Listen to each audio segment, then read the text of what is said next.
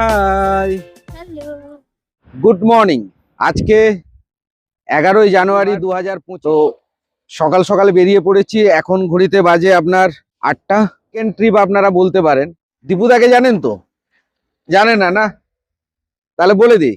দীপুদা অর্থাৎ দীঘা, পুরী, দার্জিলিং, এই দীপুদার যে ফার্স্ট যেটা ডেস্টিনেশন দীঘা, আজকে আমরা চলেছি দীঘা।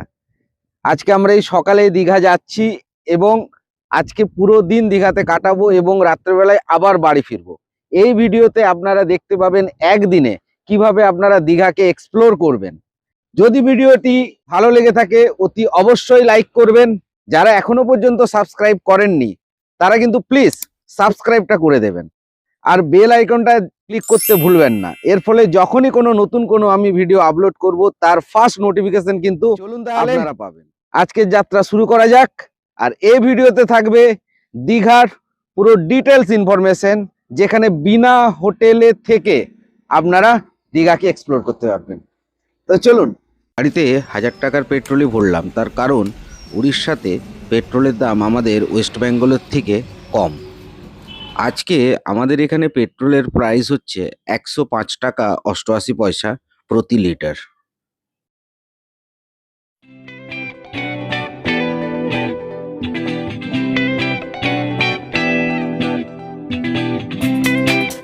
মেদিনীপুর থেকে দীঘার ডিস্টেন্স হচ্ছে 120 কিলোমিটার। আমরা অলরেডি প্রায় 50 কিলোমিটার চলে এলাম। এখন আমরা বেলদাস সেই যে চাওড়া রাস্তা, সেই রাস্তাটা দিয়ে আমরা পেরোচ্ছি। আর এইবারে কিন্তু দীঘা যাওয়ার যে দুটো রোড আছে তার মধ্যে নর্মালি সবাই যে রোডটায় যায় কাঁথি দিয়ে, আমরা কিন্তু কাঁথি দিয়ে যাব না। আমরা ফার্স্ট উড়িষ্যা ধরবো। উড়িষ্যা রোডটা দিয়ে যে যাচ্ছি, ফার্স্ট আমরা উড়িষ্যাতে ঢুকবো। উড়িষ্যাতে ঢুকে জলেশ্বর হয়ে আমরা কিন্তু যাব। তার কারণ আমরা সবার প্রথম যেহেতু চন্দনেশ্বর শিব মন্দির দেখবো, তার জন্য এটা সামনে পড়বে। আর এমনিতেও এটা ওয়ান ওয়ে রাস্তা, টোল আছে, কিন্তু রাস্তাটা খুব ভালো এবং আপনার টাইমিংও কম লাগে। তো আপনাদেরকে দেখাবো যে এই মেন রোড থেকে বাঁ দিকে গেলে যে দীঘা যাওয়া যাচ্ছে, সেই রাস্তাটা না ধরে আমরা সোজা বেরিয়ে যাবো। তো চলুন আপনাদেরকে দেখাবো। বেলদার যে চাওড়া রাস্তা, সেই রাস্তাটা পেরিয়ে এলেই বাঁদিকেই আপনারা বোর্ড দেখতে পাবেন দীঘা যাওয়ার। আর স্ট্রেট গেলে ওটা বালাসোর যাচ্ছে। আমরা কিন্তু বাঁদিকের রাস্তাটা নেব না, আমরা ওই উড়িষ্যা রোড ধরে বালাসোর হয়ে আমরা কিন্তু চন্দনেশ্বর মন্দির ফার্স্ট দেখব। আমরা এখন উড়িষ্যা রোডের যে জায়গাটা থেকে আপনার রাস্তা দুটো ভাগ হয়েছে, অর্থাৎ আপনাদেরকে দেখালাম যেটা যে লেফট সাইডে যখন আপনারা চলে যাবেন ওখান থেকে কিন্তু আপনারা দীঘা চলে যেতে পারেন। তো আমরা ওই রাস্তাতে না যে আমরা স্ট্রেট যে উড়িষ্যা রোড দেখাচ্ছি, দেখুন ওই যে স্ট্রেট যে উড়িষ্যা রোড, এই রোডটা আমরা ধরবো। ব্রেকফাস্ট যেহেতু বাড়ি থেকে করে আসিনি, তো ব্রেকফাস্ট করার জন্য এই জায়গাতে দাঁড়ালাম।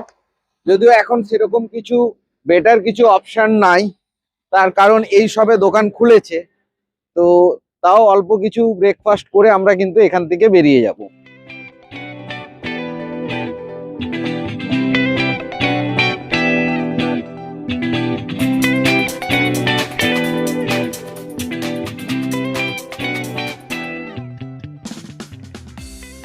খুব সুন্দর একটা কিন্তু ছোট্ট এবং বেশ সাজানো গোছানো কিন্তু একটা রেস্টুরেন্ট। তো আপনারা যদি আসেন তো এখানে ট্রাই করতে পারেন, খারাপ লাগবে না। পরিবেশটা কিন্তু খুব সুন্দর। আর একবারে লেফট সাইডে যে দীঘা যাওয়ার যে রাস্তা তারই পাশে কিন্তু হয়েছে এবং একবারেই নতুন, কিন্তু খুব একটা বেশি দিন হয়নি।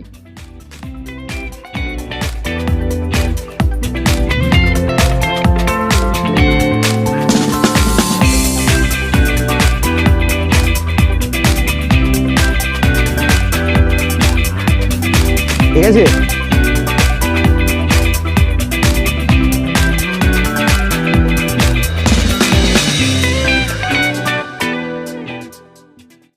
বন্ধুরা আজকে আমাদের দীঘা ভ্রমণ শুরু করব আমরা চন্দনেশ্বর মন্দির দর্শন দিয়ে। এটি উড়িষ্যার বালাসোর জেলায় অবস্থিত। এই মন্দিরটি পশ্চিমবঙ্গ ও উড়িষ্যার পর্যটকদের কাছে সমানভাবে জনপ্রিয়। এই মন্দিরটি শিব ভক্তদের কাছে একটি গুরুত্বপূর্ণ তীর্থস্থান।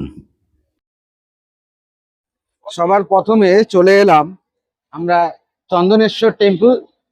এটা একটি শিবের মন্দির। তো প্রথম আমাদের দীঘা ভ্রমণ শুরু করলাম এই মন্দির দর্শন করেই। যখন আপনারা এখানে আসবেন সবার প্রথমে এখানে দেখবেন এখানে বিভিন্ন কুপন পাওয়া যায়, 50 টাকা, 100 টাকা, 200 টাকা। তো সেই মতো আপনারা কুপন কেটে এখানে কিন্তু পুজো দিতে পারেন। মিনিমাম 50 টাকা যদি আপনারা কুপন কাটেন, ঠাকুরের দর্শনের জন্য কোনো টাকা লাগছে না, কিন্তু একটি প্রসাদ ওনারা দেবেন এই কুপনটাই দেখালে। এটি গেটে ঢুকলেই যে দুটি এন্ট্রান্স গেট আছে সেখানেই আপনারা দেখতে পাবেন। তো চলুন এবারে আমরা লাইন দেবো এবং ভেতরে আপনাদেরকে মহাদেবের দর্শন করাবো। এখানে দর্শন করতে গেলে আপনাদেরকে লাইন করতে হবে, এখানে লাইন করেছে, তো লাইনে দিয়ে আপনারা কিন্তু সুন্দরভাবে মহাদেবের দর্শন করতে পারেন। তবে লাইনটা প্রচুর বড় পড়েছে, আজকে রোববার হওয়ার জন্য কিন্তু ভিড় অত্যাধিক আছে। নর্মালি অন্যান্য দিন এলে কিন্তু এতটা ভিড় হয় না। আর এই মন্দিরে শ্রাবণ মাসে কিন্তু প্রচুর বড় কিন্তু এখানে মেলা হয়। সেই সময় এই আশেপাশের বিভিন্ন জায়গা থেকে কিন্তু ভক্তরা জল নিয়ে আসেন এবং মহাদেবের কিন্তু মাথায় ঢালেন।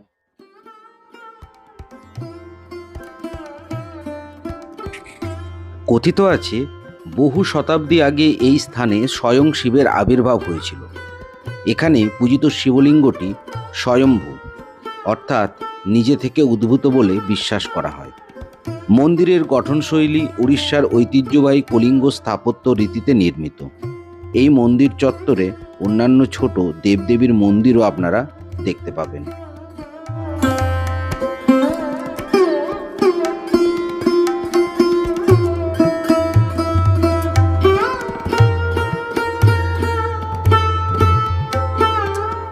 এই মন্দিরে সারা বছরই ভক্তদের ভিড় লেগে থাকে, তবে শ্রাবণ মাসে সেই ভিড় কিন্তু আলাদা মাত্রা যোগ করে। এই মন্দিরের পাশ দিয়ে ভোগরাই নামে একটি নদী প্রবাহিত হয়েছে। ভক্তরা বিশ্বাস করেন শিব পুজোর আগে এই নদীতে স্নান করলে পুণ্যের ফল বহু গুণে বৃদ্ধি পায়। বিশেষ করে শ্রাবণ মাসে এই নদীতে স্নানের আলাদা একটা ধর্মীয় গুরুত্ব রয়েছে। প্রচন্ড লাইন এবং প্রচন্ড ভিড়, মানে লাইন দিয়ে যদি দর্শন করতে হয় তাহলে প্রায় 1 ঘন্টা দাঁড়াতে হবে। লাইনটা একটু দেখেন খালি। যারা দীঘা ঘুরতে আসবেন সময় করে এই মন্দিরে ঠাকুরের দর্শন একবার কিন্তু অতি অবশ্যই করে যাবেন, ভালো লাগবে। এই মন্দিরের পাশেই একটি জলাশয় তৈরি করা হয়েছে, সেখানে আপনারা স্নান করে পা ধুয়ে মন্দিরে প্রবেশ করতে পারেন। সুন্দর ব্যবস্থা কিন্তু করা রয়েছে এখানে।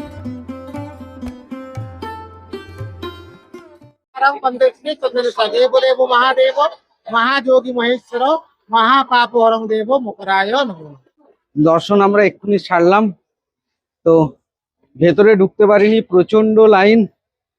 কেননা প্লাস ওখানে ক্যামেরা অ্যালাউ করবে কি করবে না তাও জানি না, ওই জন্য আপনাদেরকে বাইরে থেকেই মন্দিরটির দর্শন করিয়ে দিলাম। আর শ্রাবণ মাসে প্রচুর মেলা বসে, এখানে প্রচুর ভিড় হয়, তবে এখনো ভিড় কিন্তু কম নয়। 1 জানুয়ারি মাস, তার উপরে রবিবার, তো টুরিস্টদের প্রচুর ভিড় আছে। তো আমরা গাড়ি পার্কিং, এখানে পার্কিং এর ব্যবস্থাটা আছে, কিন্তু রাস্তায় প্রচুর জ্যাম। চন্দনেশ্বর শিব মন্দির দেখা কমপ্লিট হলো, এইবারে আমরা যাব উদয়পুর সি বিচ, আমাদের দ্বিতীয় স্পট। তো চলুন, আমরা উদয়পুর সি বিচ চলে এসেছি। এখন এত রোদ্দুরের তেজ যে আমরা জ্যাকেট খুলে দিয়ে চলে এসেছি গাড়িতে। আর সাধারণত বলে যে এই বিচটা ফাঁকা থাকে, কিন্তু কোথায়, আজকে তো ফাঁকা কিছু দেখতে পাচ্ছি না। গাড়ি পার্কিং অনেক দূরে করতে হয়েছে, সামনে যে পার্কিং গুলো করা ছিল সেগুলো সমস্ত কিছু কাভার হয়ে যাওয়ার জন্য অনেকটা ভিতরে পার্কিং করতে হয়েছে।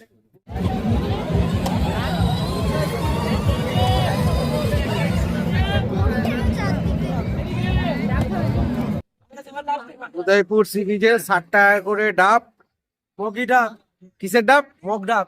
মগ ডাব বলে এগুলো? একজন এক পিস আছে, একটা জল খেয়ে শেষ করতে পারবে না, সেরকম গ্যারান্টি দিই। আচ্ছা ঠিক আছে। উড়িষ্যা বর্ডারও হচ্ছে দাদা না, এটা দিদির এরিয়া বাইরে, দিদির আন্ডার কন্ট্রোল বাইরে, এটা দাদার এরিয়া। 60 টাকা করে নিল এখানকার উদয়পুরে ডাব। দাদা শ্বাস, জলটা মিষ্টি। শ্বাস ওই না, শ্বাস থাকলে পয়সা দিতে হবে না। এখানে আপনারা যদি চান মোটরসাইকেল অথবা স্কুটি আপনারা কিন্তু ভাড়া করতে পারেন। আর এখানে স্কুটি কেমন ভাড়া পাওয়া যায়? একটা গাড়ি দাদা 200 টাকা ভাড়া, এখান থেকে পুরো মোহনা অব্দি যাবে, নদী সমুদ্র মিলন দেখবে, লাল কাঁকড়া দেখবে, এইসব দাঁড়িয়ে দেখে ঘুরে ছবি টবি তুলে আসবে। এখান থেকে কত কিলোমিটার মোহনা? এখান দিয়ে 2 কিলোমিটার যাবে, সেখানে আচ্ছা। নদী পড়বে, নদীর সামনে গাড়ি স্ট্যান্ড করে দাঁড়িয়ে দেখে ঘুরে আসবে। আচ্ছা। চালাতে পারলে আর চালিয়ে আর যাবে, তোমাদের একজন যাবে সঙ্গে? দেখে ঘুরে ছবি টবি তুলে নিয়ে আসবে। আচ্ছা, ঠিক আছে, ঠিক আছে, ধন্যবাদ ভাই। তোমার নাম কি? আমার নাম শম্ভু। শম্ভু। আর এই স্কুটিটা তোমার? ওই কালো বোতাম যেটা রয়েছে। আচ্ছা, এই আমার গাড়িটা তো। মোহনার ওখানে লাল কাঁকড়া বীজ আছে, এখান থেকে বলছে 2 থেকে 2.5 কিলোমিটার। এখানে দেখুন বিভিন্ন প্রকার মাছ, কাঁকড়া, এগুলো কাঁচা বিক্রি হচ্ছে। তো এদেরকে বললে এরা কিন্তু আপনাদেরকে ভেজে এটা কিন্তু দিয়ে দেবে। দাদা, দাম কি আছে পমপ্লেটের? পমপ্লেটের দাম 100 টাকা পমপ্লেট আছে। 100 টাকা পিস? 100 টাকা পিস। আর 3 পিস। আর এই ভোলা মাছ? বলো না, 150 টাকা পিস আছে, এগুলো 200 টাকা পিস, এটা 400 টাকা পিস, এটা সমুদ্রের তিতল হচ্ছে 600 টাকা পিস। রান্নার সময় তো কাঁচা দেওয়া হয়নি, রান্নার আচ্ছা, আর এই কাঁকড়া কত? ওর ওজন হিসাবে না পিস হিসাবে? পিস হিসাবে। এই কাঁকড়া যে 3 পিস আছে 200 টাকা প্লেট, এটা 4 পিস 200, 4 পিস 200 টাকা। আর এই যে টাইগার চিংড়ি কাঁচ হবে দাদা, 10 পিস 200 টাকা। ও আপনারাই রান্না করে দেবেন? আমরা রান্না করি। তো এখানে বিভিন্ন রকম মাছ বিক্রি হচ্ছে, তো আপনারা চাইলে ট্রাই করতে পারেন। এখানে ওনারা মাছ ভেজে রান্না করে আপনাদেরকে দিয়ে দেবে। তো এই দেখুন সামনে সি বিচ দেখা যাচ্ছে। এই দীঘাতে কিন্তু যতগুলো সি বিচ আছে তার মধ্যে এটাই এমন একটা সি বিচ, যে সি বিচে আপনারা কিন্তু বসে থেকে খাবার খেতে পারেন, বা ধরুন মাইক বাজাতে পারেন এবং বাইক নিয়ে ঘুরতে পারেন। তো এখানে বাইক এবং স্কুটি ভাড়া পাওয়া যাচ্ছে, আপনারা সেখান থেকে নিয়ে কিন্তু আরও আগে যে মোহনা আছে সেখানে যেতে পারবেন। লাল কাঁকড়ার ওখানে পাওয়া যায়, সেটাও দেখতে পারবেন, প্লাস দুটো নদীর যে মিলনস্থল সেটাও দেখতে পারবেন। আর নর্মালি এই বিচটা ফাঁকা থাকে, কিন্তু আজকে ছুটির দিন প্লাস জানুয়ারি মাস হওয়ার জন্য কিন্তু প্রচুর ভিড়। এখন ভাটার সময়, তাই সমুদ্রের জল কিন্তু অনেক নিচে নেমে গেছে। আর একটা কথা বলে দিই, এই সি বিচে কিন্তু অনেকে দেখছি যে তারা বন্ধু বান্ধবরা নিয়ে এসে ড্রিঙ্ক পর্যন্ত করছে। তো এটা থেকে বোঝা গেল যে এই বিচে কিন্তু আপনারা যদি ড্রিঙ্ক করতে চান সেই সুযোগও কিন্তু আছে। তবে আমি বলবো যে ড্রিঙ্ক না করাই ভালো, এখানে প্রচুর ফ্যামিলি আসে।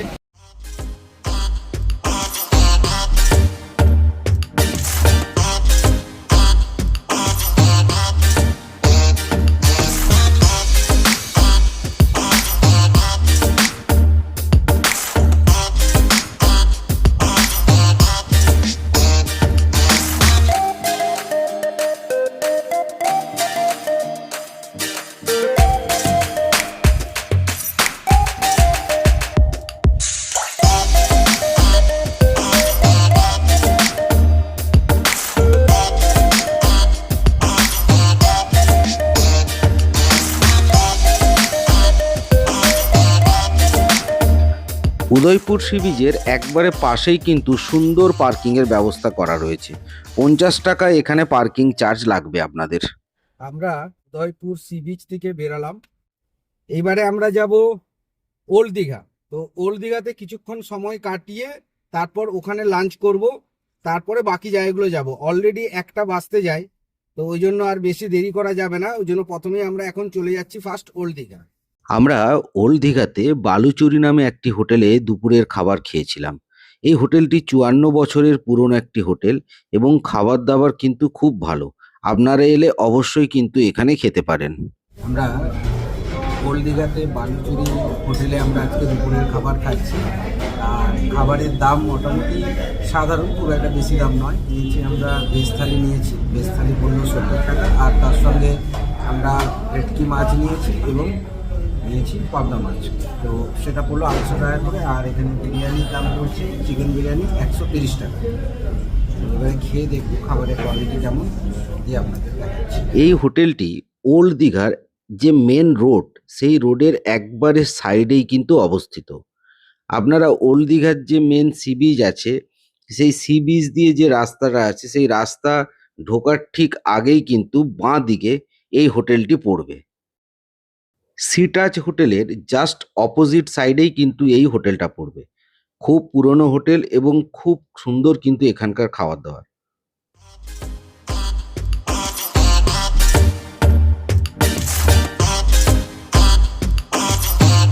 দুপুরের লাঞ্চ কমপ্লিট করে আমরা এখন কিন্তু চলে এলাম ওল্ড দীঘা সি বিচে। এই সি বিচেই কিন্তু গড়ে উঠেছে দুটি সুন্দর পার্ক, একবারে সি বিচের উপরে এই পার্কগুলো পড়বে। পুরনো পার্কটির নাম দেওয়া হয়েছে বিশ্ব বাংলা, আর নতুন আরেকটি কিন্তু তার পাশেই পার্ক তৈরি হয়েছে। খুবই পরিষ্কার পরিচ্ছন্ন এই দুটো পার্ক, আর এই পার্কের অপোজিটেই একবারে কিন্তু আপনার ওল্ড দীঘার সি বিচ পড়ে যাচ্ছে। তো চলুন আপনাদেরকে সি বিচে নিয়ে যাই।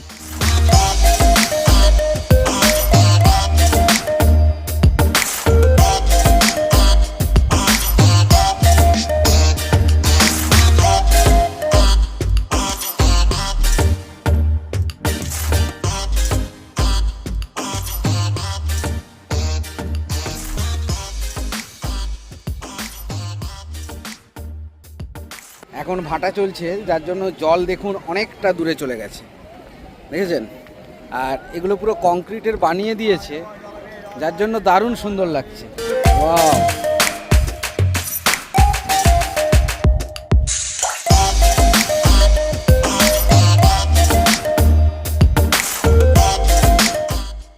এখন আমরা আছি ওল্ড দীঘা সি বিচ। পুরো বিচটা আপনার কংক্রিট করে দিয়েছে এবং সন্ধ্যাবেলায় এখানে কিন্তু প্রচুর ভিড় হয়।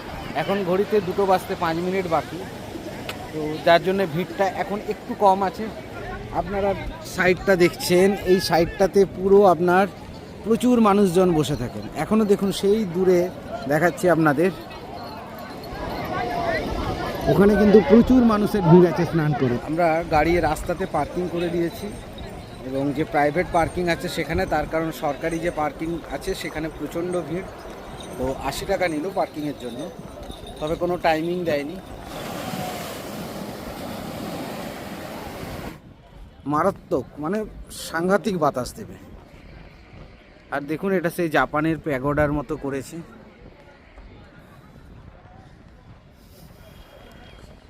এবং বেশ পরিষ্কার পরিচ্ছন্ন, কিন্তু এত পর্যটকের ভিড় তাও কিন্তু এই জায়গাটা পরিষ্কার।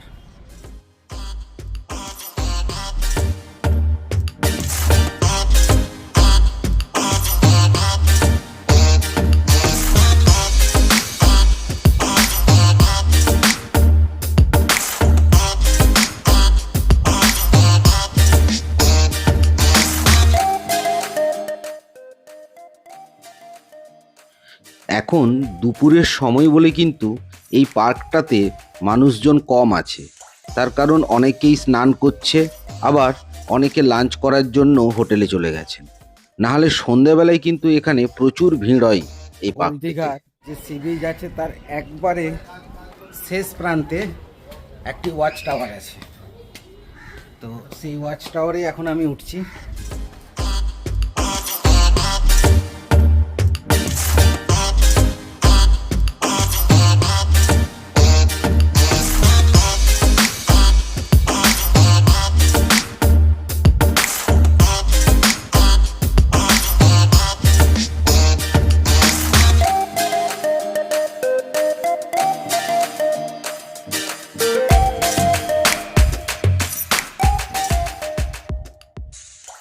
ওল্ড দীঘার পর এবারে আমরা যাব নিউ দীঘাতে।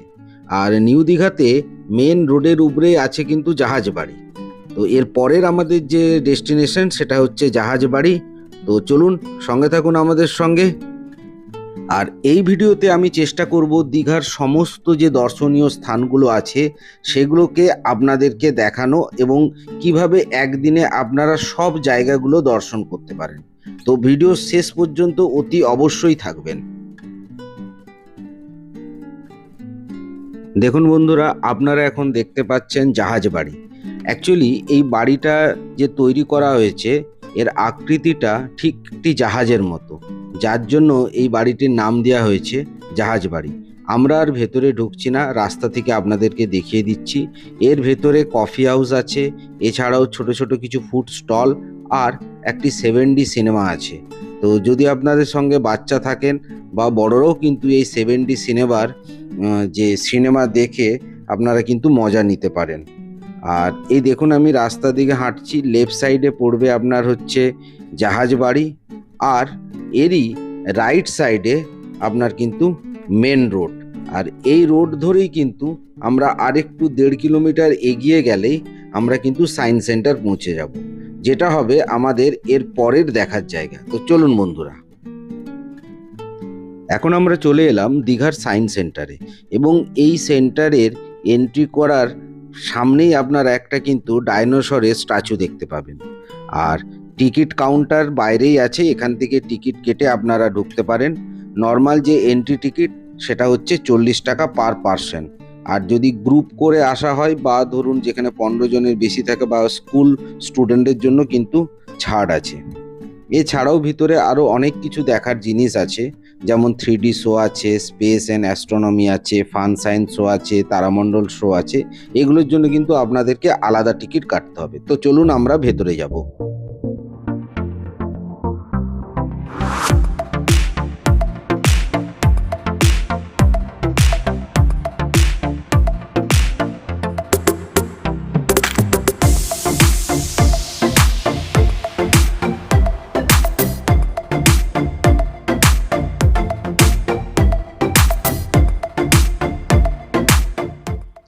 দীঘা সায়েন্স সেন্টার হলো একটি বিজ্ঞান শিক্ষামূলক কেন্দ্র, যা national council of science museum, Bharat সরকারের সংস্কৃতি মন্ত্রকের আওতায় পরিচালিত হয়।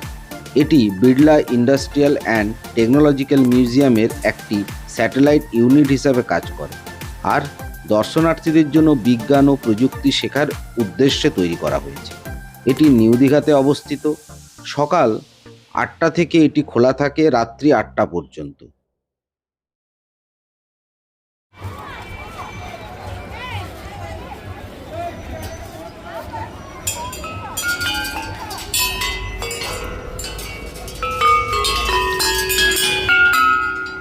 এই সায়েন্স সেন্টারের বাইরে একটি পার্কের মতো করা আছে, যেখানে বাচ্চাদের বিভিন্ন সায়েন্স রিলেটেড অ্যাক্টিভিটি করানো হয়। আর একটি জুরাসিক পার্কও আছে। তো চলুন আপনাদেরকে আমি নিয়ে যাব সেখানে।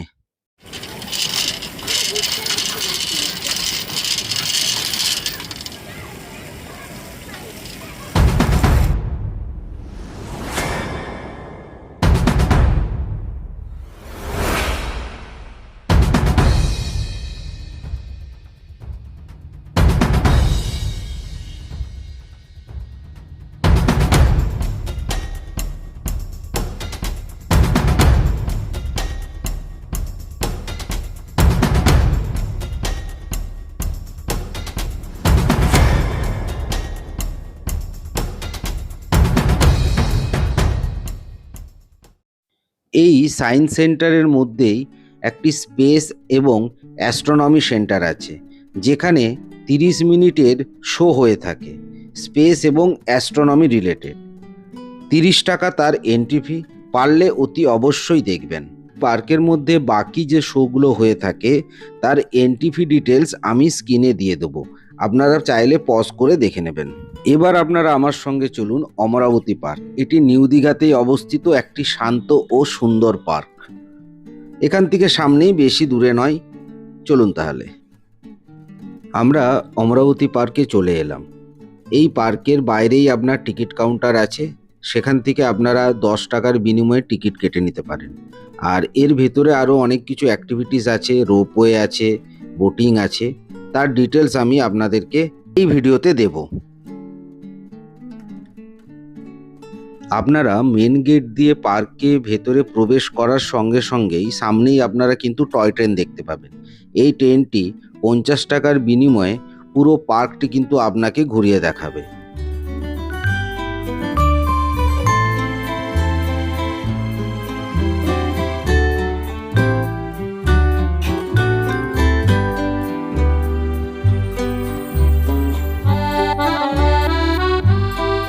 অমরাবতী পার্কের মধ্যে টয় ট্রেনে চেপেছি আমরা। 50 টাকা করে নিচ্ছে পার হেড, পুরো পার্কটা ঘুরিয়ে দেয়।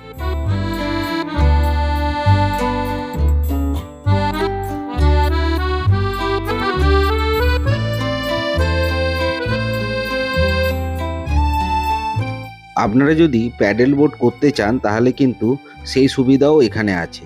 এই পার্কের মাঝখানে একটি বড় জলাশয় আছে, যেখানে কিন্তু প্যাডেল বোট হয়। এখানে 3 ধরনের প্যাডেল বোট হয়ে থাকে, 2 জনের, 3 থেকে 4 জনের, 4 থেকে 5 জনের। আর এখান থেকেই সেই প্যাডেল বোটগুলো ছাড়ে। এই সামনেই দেখুন কাউন্টার আছে, এখান থেকে আপনাদের টিকিট কাটতে হবে। দুজনের প্যাডেল বোটের জন্য খরচা পড়বে আপনার 150 টাকা, 3 থেকে 4 জনের জন্য 200 টাকা, আর 4 থেকে 5 জনের জন্য 300 টাকা।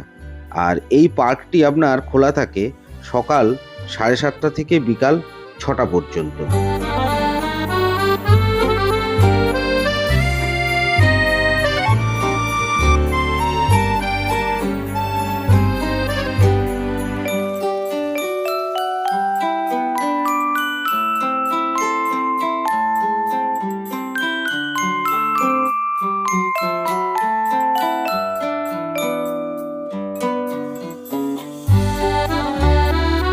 এই পার্কের আরেকটি বিশেষ আকর্ষণ আছে, সেটা হচ্ছে রোপওয়ে।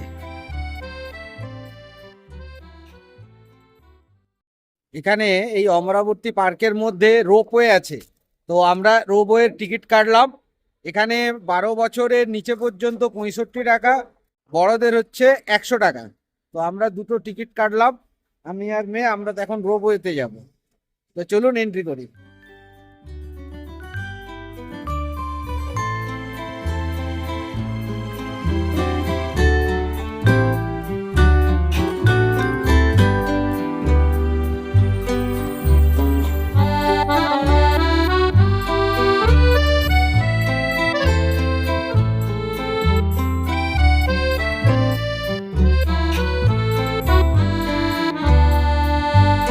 এই পার্কের রোপওয়েটি কিন্তু খুব স্লো যায়, আর ভিড় কিন্তু একবারেই নেই। যে তুলনায় ধরুন বোটিংয়ে ভিড় আছে বা টয় ট্রেনে ভিড় আছে, সেই তুলনায় কিন্তু রোপওয়েতে একবারেই ভিড় নেই, আজকে ছুটির দিন হওয়া সত্ত্বেও। আমরা অমরাবতী পার্ক দেখে এবারে আমরা চলে এলাম আমাদের পরবর্তী যে জায়গা, সেটি হচ্ছে মেরিন পার্ক। এই পার্কটি নিউ দীঘা থেকে ওল্ড দীঘা আসার পথে রাস্তার ডান দিকে পড়বে, জগন্নাথ মন্দির বাঁ দিকে পড়বে। সেই জগন্নাথ মন্দির ক্রস করে একটু এগিয়ে এলেই ডান দিকে কিন্তু এই মেরিন পার্কটি পড়বে।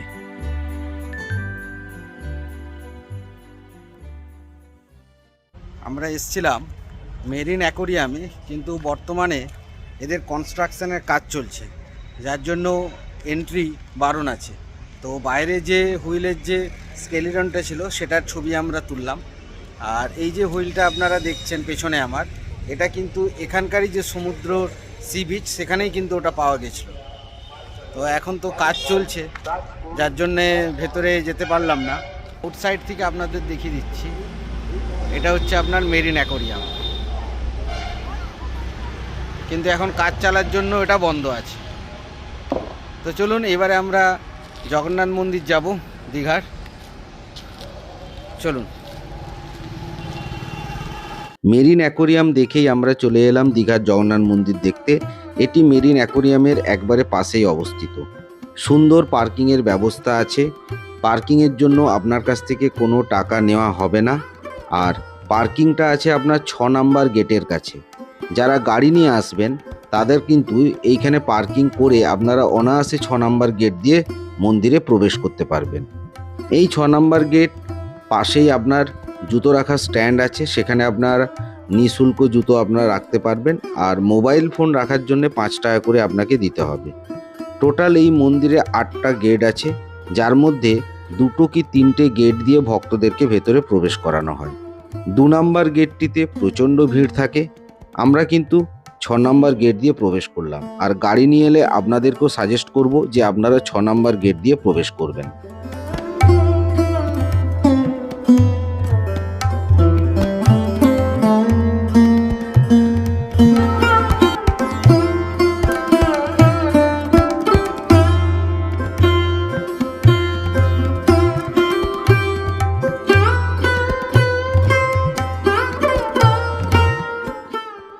এটি নিউ দীঘা ও ওল্ড দীঘার মধ্যে অবস্থিত। সমুদ্র সৈকত থেকে দূরত্ব মাত্র 1.5 কিলোমিটার। কলকাতা থেকে এই মন্দিরের দূরত্ব প্রায় 180 কিলোমিটার। এই মন্দিরে মূলত পূজিত হন শ্রী জগন্নাথ, বলরাম ও সুভদ্রা দেবী। পুরীর মতো এখানেও 3 দেবতার পুজো একসাথে হয়।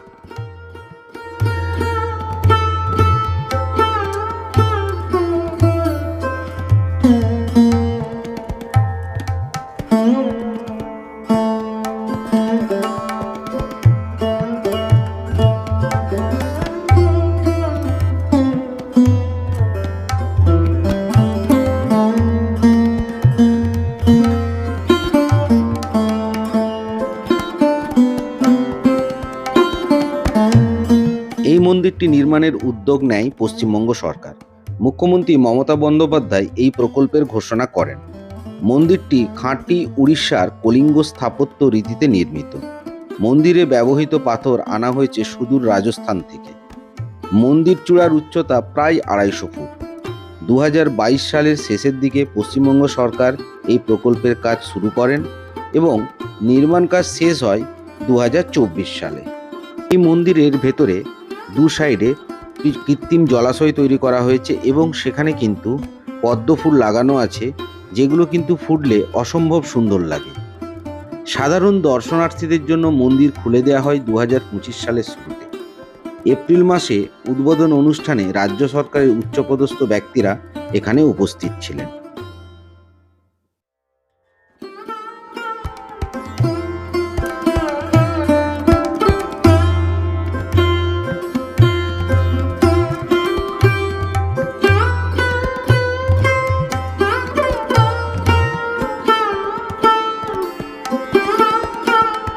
মন্দির নির্মাণে আনুমানিক মোট খরচ হয়েছে প্রায় 250 কোটি টাকা। এই খরচ বহন করেছে পশ্চিমবঙ্গ সরকার। এর মধ্যে রয়েছে জমি উন্নয়ন, মূল মন্দির নির্মাণ, প্রাঙ্গণ, রাস্তা, আলো, নিরাপত্তা ও পরিকাঠামো। এই মন্দির সকাল 6টার সময় ভক্তদের জন্য খুলে দেওয়া হয় আর মন্দির রাত্রি 9টা পর্যন্ত খোলা থাকে। সবথেকে বড় উৎসব এখানে রথযাত্রা। তাছাড়াও স্নানযাত্রা, নবকলেবর উপলক্ষে বিশেষ পূজা, দোল, জন্মাষ্টমী ও অন্যান্য বৈষ্ণব উৎসব এখানে পালিত হয়। এখানে ভোগ ও মহাপ্রসাদ পাওয়া যায়। ভক্তরা নির্দিষ্ট কাউন্টারে প্রসাদ সংগ্রহ করতে পারেন। বিশেষ পুজোর জন্য আলাদা ব্যবস্থা রয়েছে।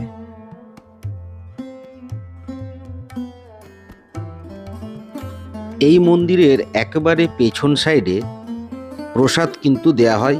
তো আপনারা যদি পারেন এখানে লাইনে দাঁড়িয়ে প্রসাদ কিন্তু সংগ্রহ করতে পারেন। আমরাও এখান থেকেই প্রসাদ সংগ্রহ করেছিলাম।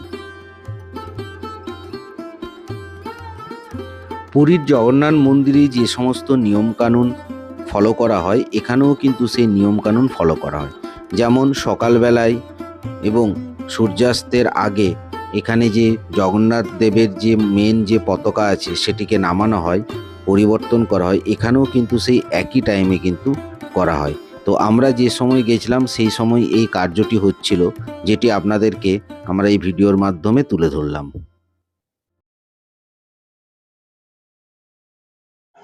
আমাদের এই সবে আমরা দীঘার যে জগন্নাথ মন্দির আছে সেই জগন্নাথ মন্দির দেখলাম। পুরীর যে জগন্নাথ মন্দির আদলে এই মন্দিরটি তৈরি করা হয়েছে এবং রাজস্থান থেকে প্রচুর পরিমাণে পাথর নিয়ে এসে কিন্তু এই মন্দিরটি তৈরি করা হয়েছে। আর যথেষ্ট সুন্দর মন্দির, কারুকার্য যথেষ্ট ভালো। আর এখানে অনেকটা এরিয়া নিয়ে কিন্তু করেছে। ওল্ড দীঘার আর নিউ দীঘা এই দুটোর মাঝে কিন্তু এই মন্দিরটা করা হয়েছে এবং নিয়মকানুন সমস্ত কিছুই যেমন পুরীতে হয় সেভাবেই পালন করা হচ্ছে। কিন্তু তাও জানি না কেন যেন একটা আর্টিফিশিয়াল লাগছে। সেই পুরীর মন্দিরের যে একটা আধ্যাত্মিক বা ওখানে গেলে যে একটা মনের মধ্যে একটা অন্যরকম ভক্তি তৈরি হয়, সেই অতটা কিন্তু এখানে আসছে না। এবার আসি আপনারা এখানে কিভাবে আসবেন। দেখুন, কলকাতা থেকে দীঘা আসা রেগুলার কিন্তু বাস সার্ভিস আছে। তো সেই বাসে করে আপনারা এখানে আসতে পারেন। এছাড়া দীঘাতে কিন্তু রেলওয়ে স্টেশনও আছে এবং আপনারা ট্রেনেও কিন্তু এখানে আসতে পারেন। বিভিন্ন জায়গার সঙ্গে কিন্তু এই ট্রেন লাইন কানেক্টেড আছে। যদি ট্রেনে আসেন তাহলে রেলওয়ে স্টেশনে নেমে ওখান থেকে অটো বা টোটো ধরে খুব সহজেই কিন্তু আপনারা এই জগন্নাথ মন্দিরে চলে আসতে পারবেন।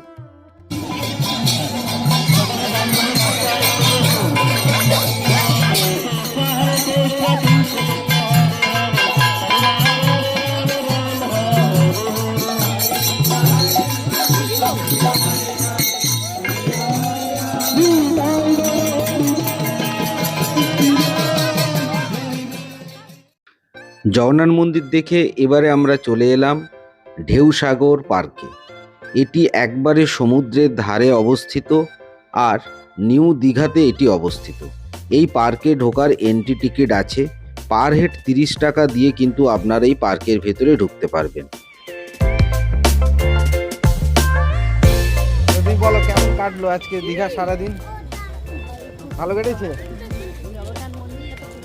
জগন্নাথ মন্দিরটা দারুণ, ঠিকই বলেছে, দারুণ জগন্নাথ মন্দিরটা, মানে সব থেকে বেস্ট যদি বলা যায় জগন্নাথ মন্দির। বাকি জিনিসগুলো আমরা দেখেছি, আর সি বিচ তো অবশ্যই ভালো, সমুদ্রের তো নাম্বার ওয়ান অবশ্যই, এখানে সমুদ্র দেখতেই এসেছি।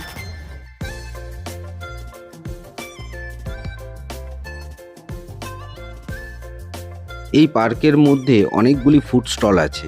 তো আমাদের যেহেতু চা খাওয়া হয়নি, তো সন্ধ্যাবেলায় আমরা সামান্য কিছু টিফিন এবং চা কিন্তু এই পার্কের ভেতরেই করলাম।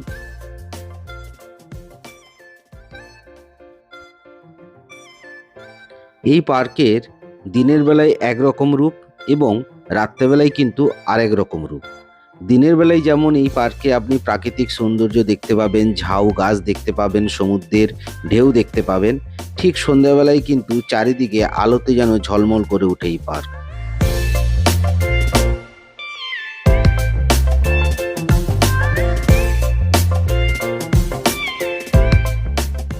ঢেউসাগর পার্কটি নিউ দীঘাতে অবস্থিত। রেলওয়ে স্টেশন থেকে এর দূরত্ব মাত্র 700 থেকে 800 মিটার। অনায়াসে আপনারা অটো, টোটো বা হেঁটেও কিন্তু এই পার্কে আপনারা প্রবেশ করতে পারবেন। এই পার্কের মধ্যে বিভিন্ন অ্যাক্টিভিটিস আছে, বাচ্চাদের জন্য যেমন অ্যাক্টিভিটিস আছে, বড়দের জন্য বিভিন্ন রকম কিন্তু অ্যাক্টিভিটিস আছে। তবে এগুলোর জন্য আপনাকে কিন্তু আলাদা টিকিট কাটতে হবে।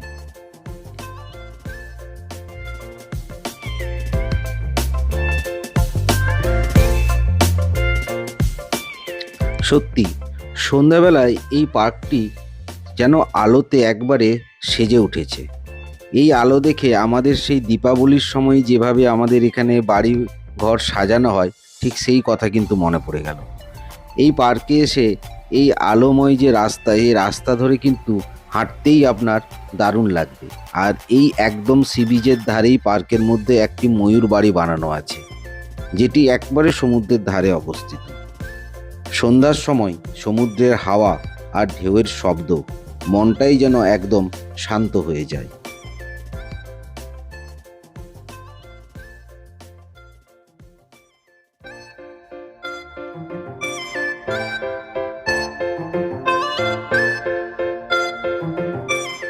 যারা নিরিবিলি পছন্দ করেন, ওল্ড দীঘা এবং নিউ দীঘার সন্ধ্যার যে কোলাহল সেটা দূরে রেখে যদি আপনারা এখানে আসেন, আপনারা কিন্তু এই নিরিবিলি শান্তি একটা পরিবেশ কিন্তু আপনারা এখানে পাবেন। এবং এখানে এক কাপ চা নিয়ে আপনি কিন্তু অনায়াসে ঘন্টার পর ঘন্টা সমুদ্রের ঢেউ দেখে কাটিয়ে দিতে পারেন। এই পার্কের মধ্যে আপনি করতে পারবেন সমুদ্রের ধারে বসে রিল্যাক্স, সুন্দর সুন্দর ছবি ও ভিডিও শ্যুট, ছোটদের জন্য কিছু খেলা ও রাইড, চা, ফুচকা ও আইসক্রিমের দোকানও দেখতে পাবেন। ফ্যামিলি নিয়ে বা বন্ধুদের সাথে আসার জন্য জায়গাটা কিন্তু বেশ ভালো। আমি আপনাদেরকে সাজেশন দেবো, যদি আপনারা এই ঢেউসাগর পার্কে আসতে চান, তাহলে দিনের বেলায় না এসে রাত্রেবেলায় আসবেন।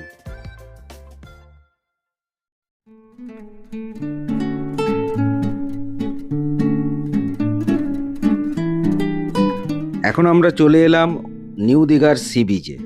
এটি আমাদের আজকের দিনের লাস্ট ডেস্টিনেশন। এখানে আমরা কিছুক্ষণ সময় কাটাবো, কিছুক্ষণ সমুদ্রের ঢেউ দেখব এবং এই সমুদ্রের ধারে যে রাস্তাটি করা আছে সেই রাস্তাটায় কিছুক্ষণ হাঁটবো। তারপর এখানে দোকানগুলোতে কিছু শপিং করব এবং আমরা আমাদের বাড়ির উদ্দেশ্যে রওনা দেব।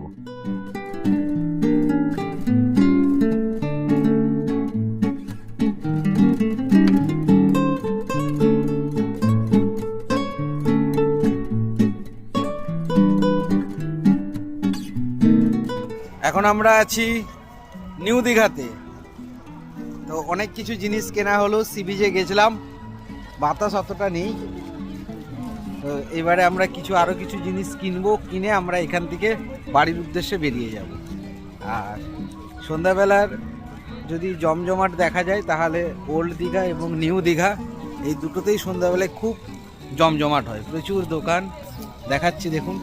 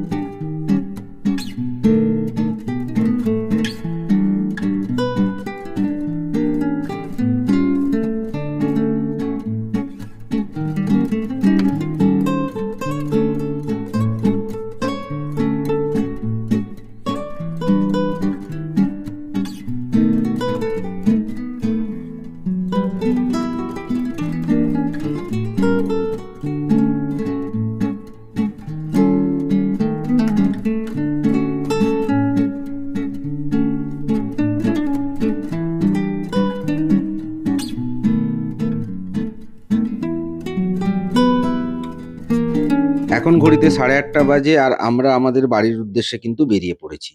তো আজকের এই ভিডিওতে আমি আপনাদেরকে দেখালাম কিভাবে এখানে হোটেল বুক না করেও আপনারা সকালে এসে সন্ধ্যার মধ্যে দীঘার যে দেখার জায়গাগুলি আছে সেগুলি দেখে আপনারা বাড়ি ফিরতে পারেন।